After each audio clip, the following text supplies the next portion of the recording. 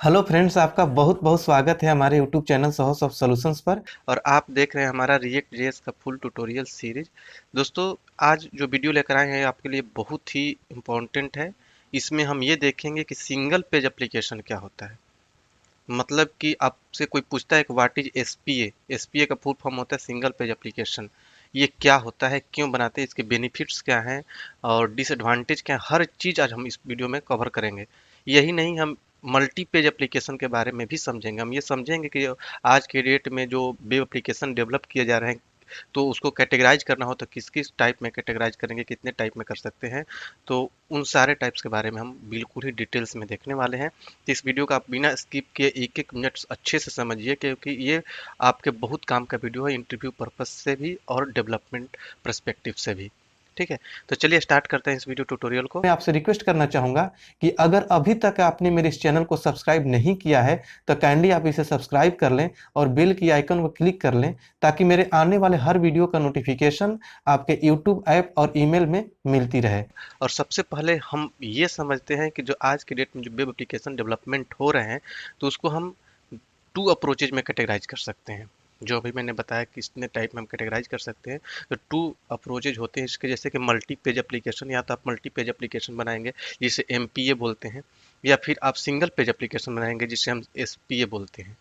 ठीक है, तो देखिए, कुछ भी समझने से पहले अगर मैं आपको डायरेक्टली सिंगल पेज एप्लीकेशन समझाता हूं, तो आपको वो सारे चीज़ें, उस सारे सिचुएशन केसेस को आप समझ नहीं पाएंगे जो एक्चुअल में हमें प्रोवाइड करता है। इसलिए हम सबसे पहले मल्टी पेज एप्लीकेशन को समझेंगे। मल्टी पेज एप्लीकेशन क्या होता है, उसके बेनिफिट क्या है, उसके डिसएडवांटेज क्या है, तब इसके बाद हम सिंगल पेज समझेंगे। तब आपको सारा पिक्चर क्लियर हो जाएगा कि मल्टी पेज में ये था, सिंगल पेज में हमें ये बेनिफिट मिल रहा है। ठीक है, इन सारी चीज़ों को अच्छे से इसमें वीडियो में हमने डिस्क्राइब किया है, इसको आप अच्छे से समझिए। सबसे पहले हम मल्टी पेज एप्लीकेशन के बारे में समझेंगे कि मल्टी पेज एप्लीकेशन होता क्या है एक्चुअली। देखिए, जो भी आप एप्लीकेशन डेवलप करते हैं, ट्रेडिशनल वेब एप्लीकेशंस जो होते हैं, अदर टेक्नोलॉजी में हम डेवलप करते हैं, तो एक मल्टी पेज एप्लीकेशन वहाँ पर हम डेवलप करते हैं। ठीक है, इसमें होता है क्या है कि बहुत सारे पेजेज बनते हैं। ठीक है, आप किसी पेज को रिक्वेस्ट करते हैं तो इंटायर पेज, जो पूरा पेज होता है, अ, उसको रिलोड करेगा, रिफ्रेश करेगा। ठीक है, जब भी आप यूजर किसी भी आपके वेब पेज का एप्लीकेशन के वेब पेज से इंटरेक्ट करेगा, सोचिए आप किसी लिंक पर क्लिक करते हैं आप, मतलब कि यूजर किसी पेज की रिक्वेस्ट कर रहा है, तो क्या होगा, कोई रिक्वेस्ट सर्वर के पास जाएगा, सर्वर उसके लिए HTML जनरेट करेगा, उसके लिए पेज जनरेट करेगा, उसके बाद वो क्लाइंट को भेजेगा, क्लाइंट क्या करेगा, उसको ब्राउज़र पर दिखाएगा। तो इसमें क्या होता है, बहुत सारा टाइम लग जाता है, क्योंकि यहाँ पर पेजेज होते हैं और पेजेज को रेंडर करने के लिए हमें सर्वर पर एग्जीक्यूट करा कर लाकर यहाँ पर ब्राउज़र पर दिखाना होता है। तो इसमें टाइम लगता है, एवरी रिक्वेस्ट पर ये प्रोसेस चलता है। ठीक है, ये ट्रेडिशनल वेब एप्लीकेशन की जो बात मैं कर रहा हूँ, जैसे आप लोग डॉट नेट PHP या फिर जावा में डेवलप करते हैं, तो वहाँ पर बहुत सारे पेजेज बनते हैं कि कॉन्टैक्ट पेज हो गया, स्टूडेंट डिटेल्स पेज हो गया, मतलब कि एक एप्लीकेशन में हंड्रेड्स ऑफ पेजेज या मल्टीपल बहुत सारे पेजेज हम बना देते हैं। तो ये हो गया मल्टी पेज एप्लीकेशन। इसमें ये डिमेरिट होता है कि जब भी आप उस पर रिक्वेस्ट करेंगे, मान लीजिए कोई डेटा के लिए रिक्वेस्ट आपने किया, तो वो पूरे पेज को रेंडर करेगा, रिलोड करेगा, रिफ्रेश करेगा, क्योंकि वो सर्वर से रिक्वेस्ट लेकर आएगा, फिर आपके ब्राउजर पर दिखाएगा। तो इसमें ज़्यादा टाइम लगता है। हालांकि इसके लिए भी एजेक्स का प्रोसेस है, आप यूज़ करते हैं, लेकिन जब हम इस एजेक्स इसमें यूज़ करते हैं तो जो हमारा कोड होता है मोर डिफिकल्ट और कम्प्लेक्स हो जाता है। तो इजीली हम एजेक्स को यूज नहीं कर पाते। करते भी हैं तो हमारा काम तो करता है कि सारे पेज को रेंडर नहीं करने देता, लेकिन कोड जो होगा वो कम्प्लेक्स और डिफिकल्ट हो जाता है। इसके बाद हम ये समझते हैं कि इसके बेनिफिट्स क्या क्या हैं सिंग मल्टी पेज एप्लीकेशन के। मल्टी पेज एप्लीकेशन के बेनिफिट्स भी हैं, जैसे कि ये एसईओ फ्रेंडली होता है। एसईओ का मतलब क्या होता है, सर्च इंजन ऑप्टिमाइजेशन। ठीक है, इसमें इसलिए एसईओ फ्रेंडली होता है क्योंकि इसमें सारे पेजेस जो बनते हैं, इसके सारे पाथ स्टैटिक बन जाते हैं कि आपका ये .com/ ये पेज, इस तरीके से सारे पेजेस बनते हैं, बहुत सारे पेजेस बनाते हैं हम। ठीक है, और पेज आपका वही रहता है, और सारे पेज का जो हम बिल्ड करके डालते हैं अपने वर्चुअल डायरेक्टरी पर, VD पर, तो सारे पेजेज का उस तरीके से मैप बना हुआ रहता है कि कौन सा पेज किस फोल्डर के अंदर कैसे, उसका पाथ हम सेट करके रखते हैं। ठीक है, तो ये क्या करता है कि रैंकिंग करने में जब गूगल आपके किसी भी मेटा डेटा के कीवर्ड पर रैंक करता है किसी भी पेज को, तो रैंकिंग के लिए उसको प्रॉपर पाथ मिल जाता है, क्योंकि स्टैटिक पाथ टाइप का हो जाता है ये। ठीक है, तो उसको एसईओ करने में, ऑप्टिमाइज करने में आसानी हो जाता है, और बहुत सारे पेजेस बनाते हैं और हर पेज पर आप मेटा टैग्स लिख सकते हैं इजीली। ये ब्यूटी है मल्टी पेज एप्लीकेशन का, क्योंकि बहुत सारे पेजेस बनेंगे, हर पेज पर आप अपना क्या करेंगे कि मेटा टैग लिख सकते हैं। उन कीवर्ड पर जो भी सर्च इंजन होता है कीवर्ड पर टारगेट करता है और उस पर रैंकिंग सेट करता है कि आपका पेज किस रैंक पर आएगा। तो ये एसईओ फ्रेंडली हो जाता है। उसके बाद होता है कि जो एमपीए होता है, जो मल्टी पेज एप्लीकेशन जो होता है, कि आप कोई भी नया कंटेंट डेवलप करते हैं या फिर उसको आप रिप्लेस कर देते हैं डायरेक्टली पेज पर जाकर। मल्टी पेज एप्लीकेशन में कहने का मतलब ये है कि कोई भी कंटेंट आप बनाते हैं तो उसके लिए एक नया पेज बना दीजिए, या पुराने पेज पर ही जाकर उसको रिप्लेस कर दीजिए। सारे फैसिलिटी इजीली हम कर लेते हैं इसमें। मल्टी पेज एप्लीकेशन में बहुत सारे इन्फॉर्मेशन, बहुत सारे फीचर्स एक ही पेज पर हम रख लेते हैं, क्योंकि वो तो पेज होता है। आप उस पेज को रिक्वेस्ट करेंगे तो पूरा का पूरा पेज आकर लोड होगा। ठीक है, यही सिंगल पेज एप्लीकेशन में क्या हो जाता है कि वहाँ पर कंपोनेंट बेस्ड हो जाते हैं, तो उसमें बहुत सारे फीचर्स को एक ही पेज पर हम नहीं दिखा पाते हैं, क्योंकि उसमें लोडिंग में ज़्यादा टाइम लेने लगता है। ठीक है, तो इस परस्पेक्टिव से भी आपका बेनिफिट देता है मल्टी पेज एप्लीकेशन। जब आप इस तरीके के एप्लीकेशन डेवलप करते हैं जहाँ पर बहुत सारी इन्फॉर्मेशन एक ही पेज पर हमें दिखाना होता है, तो हम क्या करते हैं कि हम डिसाइड कर लेते हैं मल्टी पेज एप्लीकेशन डेवलप करने के लिए। ठीक है, उसके बाद आप गूगल एनालिटिक्स की बात करें। गूगल एनालिटिक्स में भी अगर मल्टी पेज एप्लीकेशन आपने डेवलप किया है तो बहुत सारा इन्फॉर्मेशन आप गूगल एनालिटिक्स से ले सकते हैं, कि आपके वेबसाइट पर कौन सा पेज चल रहा है, नहीं चल रहा है, कितने विजिट्स आ रहे हैं, कौन से पेज पर कितना विजिट्स आ रहा है। ये सारे इन्फॉर्मेशन इजीली आप गेदर कर सकते हैं, जबकि सिंगल पेज एप्लीकेशन में उतने सारे जो इन्फॉर्मेशन होते हैं पेज वाइज आप गेट करने में सक्षम नहीं हो पाते हैं। कहने का मतलब कि इसमें सिंगल पेज एप्लीकेशन में कि हम इस तरीके की इन्फॉर्मेशन ले सकते हैं कितने विजिट किए, जहाँ पर बात आती है पेज वाइज, क्योंकि यहाँ पर तो पेज होता ही नहीं है सिंगल पेज एप्लीकेशन में, तो उस तरीके से गूगल एनालिटिक्स में उस तरीके का इन्फॉर्मेशन नहीं ले पाएंगे कि कौन से पेज पर कितने विजिटर्स आए, कौन से पेज में क्या दिक्कतें आ रही हैं, कौन सा पेज लोड नहीं हो रहा है, किसका पाथ गलत है। ये सारी चीज़ें इन्फॉर्मेशन एमपीए में बहुत इजीली मिल जाता है जब गूगल एनालिटिक्स करते हैं तो। अब गूगल एनालिटिक्स क्या है, आपको हो सकता है कंफ्यूज कर रहा हो, तो आप एक कहीं से गूगल से या कहीं से पढ़ सकते हैं गूगल एनालिटिक्स क्या है। अगर आप लोग को ज़्यादा दिक्कत होगा तो आप हमें कमेंट कीजिएगा, इस पर भी मैं आपके लिए एक अच्छा सा वीडियो लेकर आ जाऊँगा, जो आपको मैं समझा दूंगा गूगल गूगल एनालिटिक्स होता क्या है। ठीक है, उसके बाद ये क्या करता है कि विजुअल मैप प्रोवाइड कर देता है, कि मतलब यूजर को कि आप कौन कौन से, क्योंकि यहाँ पर सारे पेजेज हैं, पेज को आप मैप के थ्रू कौन से पेज कहाँ पर है, किस फोल्डर के अंदर है, इस तरीके से आप इसमें प्रोवाइड कर सकते हैं। इसके बाद अब हम बात करेंगे कि ड्रॉबैक क्या है मल्टी पेज एप्लीकेशन का। देखिए, ड्रॉबैक, सबसे पहला ड्रॉबैक है, जो मेन ड्रॉबैक है, वो है slow speed and performance. Multi page application हमेशा लोड होने में टाइम लेता है, क्योंकि जैसे मैंने आप लोगों को थोड़ा देर पहले बताया कि ये क्या होता है कि लोड करने के लिए ब्राउज़र पर जैसे रिक्वेस्ट आता है तो पूरे इंटायर पेज को रेंडर करता है। तो इससे क्या होता है कि इंटायर पेज को जब रिलोड करता है तो उसमें जितने भी रिसोर्सेज होते हैं सबको डाउनलोड करेगा। हर रिसोर्स को डाउनलोड करके फिर एक्टिवेट करेगा, फिर आपके ब्राउजर पर दिखाएगा जितने भी HTML CSS स्क्रिप्ट से जो भी इंटरेक्शंस किए जाते हैं, हर चीज़ एक बार जैसे ही रेंडर करेगा तो हर चीज़ एक बार फिर से उसको डॉम क्रिएट करके आपके ब्राउजर पर दिखाएगा, तो ये टाइम लेता है। वहीं पर सिंगल पेज एप्लीकेशन में क्या होता है कि वो इतना टाइम नहीं ले पाता, क्योंकि वहाँ पर पेज रिफ्रेश होते ही नहीं, आपके कंपोनेंट रिप्लेस हो जाते हैं। ये सारी चीज़ें मैं आगे आपको बताऊंगा कि सिंगल पेज एप्लीकेशन में क्या होता है। उसके बाद मोर टाइम फॉर डेवलपमेंट। जब डेवलपमेंट की बात आती है तो इसमें ज़्यादा टाइम लगता है compare to SPA. MPA takes longer to develop. इसमें क्या आता है, डेवलपर को दोनों सिनेरियो से सोचना होता है कि बैकएंड में भी बहुत ही स्क्रैच लेवल से डेवलप करना पड़ता है कोड, और फ्रंट एंड पर भी स्क्रैच लेवल से डेवलप करना पड़ता है। तो दोनों सिनेरियो को लेकर चलना पड़ता है, तो इसमें ज़्यादा टाइम लग जाता है जब भी आप मल्टी पेज एप्लीकेशन डेवलप करने की बात करते हैं। उसके बाद आता है कि मेंटेनेंस एंड अपडेट्स। अब मेंटेन जो किया जाता है एप्लीकेशन को, जब मान लिया कि आपका एप्लीकेशन बन के रेडी हो गया, उसको मेंटेन भी करना होता है, कुछ अपडेट आता है तो अपडेट करना होता है। तो इस केस में भी ड्रॉबैक प्रोवाइड करता है मल्टीपेज एप्लीकेशन, इसका भी ये ड्रॉबैक है। अगर सिक्योरिटी पर्सपेक्टिव से बात करें तो वहाँ पर भी आपको हर पेज पर सिक्योरिटी का जो कोड होता है सिक्योर करने के लिए लगाना पड़ता है, क्योंकि सारे पेज अलग अलग पाथ से जनरेट होकर आते हैं, अलग अलग पाथ होते हैं, तो हर पेज पर आपको चेक करना पड़ेगा कि कौन सा सेशन कहाँ पर है, कैसे है, किस तरीके से आ रहा है। सिक्योर बनाना पड़ेगा हर पेज को मेंटेन करने के लिए। वहीं पर सिंगल पेज एप्लीकेशन में आप डेटा एंड पॉइंट्स पर अपने सिक्योर कर देते हैं, तो सारा डेटा पर ही आपका चेक हो जाता है कि जो डेटा आ रहा है किसके लिए ऑथराइज है, ऑथेंटिकेटेड है या नहीं है। इन सारी चीज़ों को सिंगल पेज में इजीली हैंडल कर लिया जाता है। लेकिन वहीं पर जब मल्टी पेज एप्लीकेशन बनाते हैं तो हर पेज पर आपको उस चीज़ को चेक करना पड़ेगा कि इस पेज के लिए जो यूजर आया है वो ऑथेंटिकेटेड है कि नहीं, कितना ऑथराइजेशन है। ये सारी चीज़ें बहुत सारे ध्यान में रखना पड़ता है मल्टी पेज एप्लीकेशन में। और यहाँ पर front end and back end development are tightly coupled. Front end और बैक एंड जो डेवलपमेंट होता है, कोई भी एप्लीकेशन हम डेवलप करते हैं तो उसमें फ्रंट एंड होता है जो यूआई डेवलप करते हैं, जिसमें कि यूजर इंटरेक्शन होता है। और एक बैक एंड होता है जहाँ पर हम डेटा बेस बनाते हैं, डेटा को स्टोर करके रखते हैं, तो बैक एंड होता है। तो दोनों टाइटली कपल्ड होते हैं यहाँ पर मल्टी पेज एप्लीकेशन में। अब हम बात करेंगे कि सिंगल पेज एप्लीकेशन क्या है।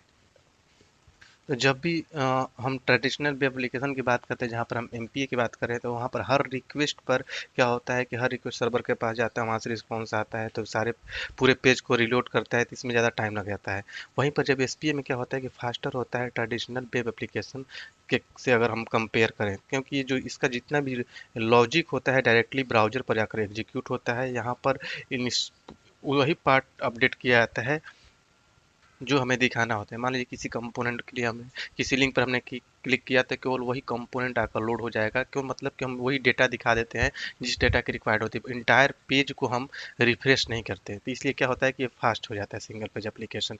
जब हम डेवलप करेंगे इसी सीरीज में आगे एप्लीकेशन सिंगल पेज एप्लीकेशन ही होंगे, तब आपको वहाँ पर समझ में आएगा कि यहाँ पर पेजेस ज़्यादा नहीं बनेंगे, यहाँ पर कंपोनेंट्स बनते हैं।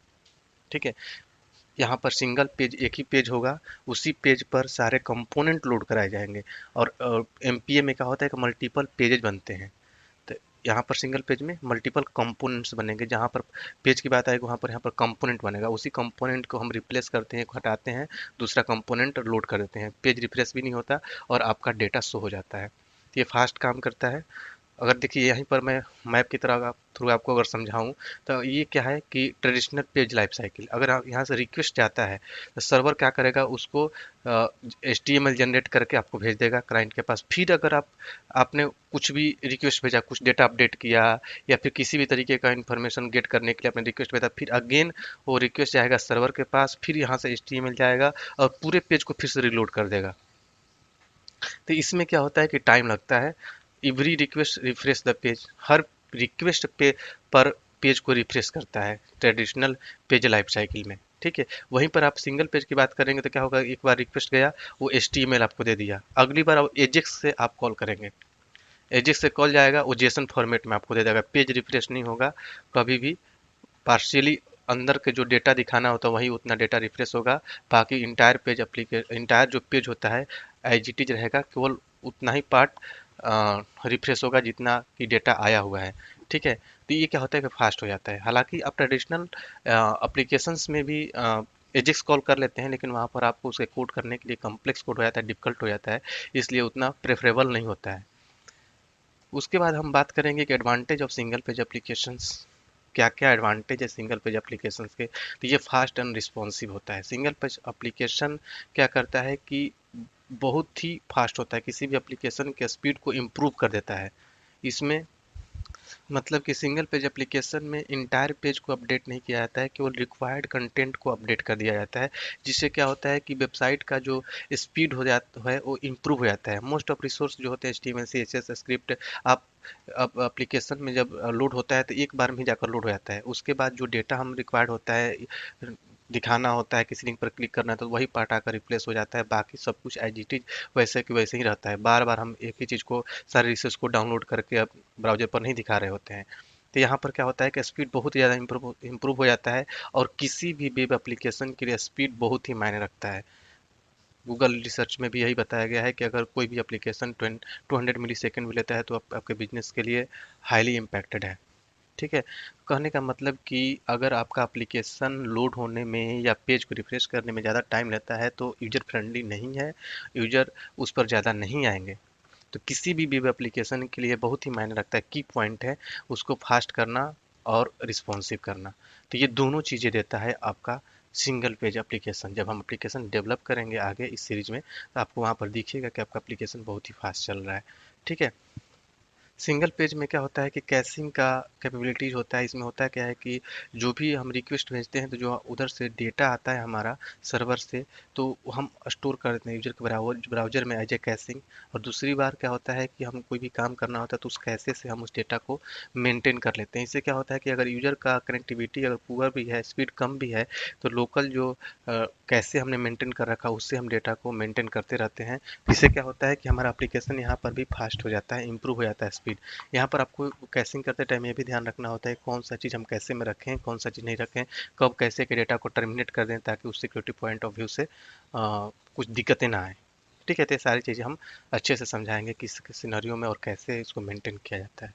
इसके बाद डिबगिंग विद क्रोम। जब भी आप डिबग करने की कोशिश करते हैं सिंगल पेज एप्लीकेशन को, डिबगिंग इजी हो जाता है क्योंकि इसमें क्या होता है कि क्रोम के लिए कुछ ऐसे टूल्स प्रोवाइड किया जाता है, जैसे कि एंगुलर जेएस के लिए भी है, रिएक्ट डेवलपर टूल्स है रिएक्ट के लिए। ये क्या होता है कि अपना डिबगिंग टूल होता है जो कि डायरेक्टली क्रोम ब्राउजर में आपको ऐड कर दिया जाता है, जो इससे क्या कर होता है कि डिबगिंग बहुत ही हम इजीली करते हैं रेदर देन एमपीए के। बहुत ही इजी हो जाता है इसमें। ठीक है। एप्लीकेशन रिस्पॉन्सिव होता है, यूआई जो भी हमारा होता है उसमें कोई कुछ भी फ्लिकर नहीं आता पेज पर। बहुत ही अच्छे से हमारा काम करता है सिंगल पेज एप्लीकेशन में। डायनेमिक डेटा लोड हम करते हैं सर्वर साइड के एपीआई को यूज करके। ठीक है, जैसे कि rest API, web services JSON format में जो भी हमें डेटा मिलता है उसको हम डायनेमिक लोड कर लेते हैं। उसके बाद कोई भी डेटा हमें ट्रांसफ़र करना होता है सर्वर पर, वो भी इजीली हो जाता है। क्लाइंट साइड हम क्लाइंट साइड से डेटा को भेज देते हैं, बहुत ही फास्ट होता है। ये सारे इसके एडवांटेज हैं। लेकिन एडवांटेज होते हुए भी इसके भी कुछ डिसएडवांटेज हैं जिसे हमें समझना होगा। ठीक है, जैसे कि एसईओ ऑप्टिमाइजेशन।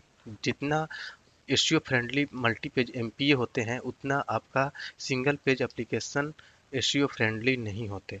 ठीक है। अब यहाँ पर कुछ लोगों का ओपिनियन होता है कि SPA provide poor SEO optimization, this is because single page apps operate on JavaScript and download data on request from the client side. तो यहाँ पर कहने का मतलब कि जो भी आप पेज आपका एक बार लोड हो गया, ठीक है, उसके बाद किसी डेटा पर आप रिक्वेस्ट किसी लिंक पर क्लिक करते हैं, कंपोनेंट डायनेमिकली आकर वहाँ पर लोड हो जाता है। तो इससे प्रॉपर पाथ नहीं होता जो कि एक एसईओ के लिए सही नहीं होता।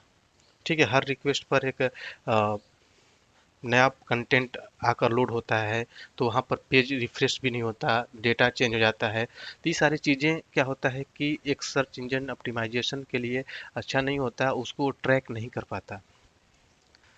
कहने का मतलब यहाँ पर कि किसी भी पेज के लिए यूनिक एड्रेस यूआरएल एड्रेस नहीं बनता। यहाँ पर डायनेमिकली यूआरएल चेंज होता है। यहाँ पर कोई भी मान लीजिए आपने कोई पेज आपने की हुआ है, उस पर आपने कोई भी कंपोनेंट लोड कर रहे हैं तो उस कंपोनेंट का यूनिक यूआरएल एड्रेस नहीं बन पाता, क्योंकि ये डायनेमिकली चेंज होते रहता है। क्योंकि जो भी चीज़ें हैं पेज आपका एक ही है, वहाँ पर डेटा मेंटेन करने के लिए आप कंपोनेंट लोड कराते हैं। तो इसलिए यूनिक एड्रेस ना मिलने के चलते एसईओ फ्रेंडली नहीं हो पाता। हालांकि गूगल ने कुछ नया स्कीम भी लॉन्च किया है जिससे कि आप सिंगल पेज एप्लीकेशन को भी यूजली फ्रेंडली बना सकते हैं, ऑप्टिमाइज कर सकते हैं। उसके मतलब कि गूगल अब क्या करेगा कि डायनेमिक पेजेस को भी इंडेक्स करेगा, बट इसके लिए डेवलपर को ये मेक श्योर होना होगा कि उनके जावास्क्रिप्ट फाइल भी इंडेक्सेड है कि नहीं है गूगल पर। इन सारी चीज़ों को ध्यान में रखकर आप कर सकते हैं। उसके बाद अब हमें समझना है कि browser history. SPA does not से विजिटर जंप्स बिटवीन स्टेट्स।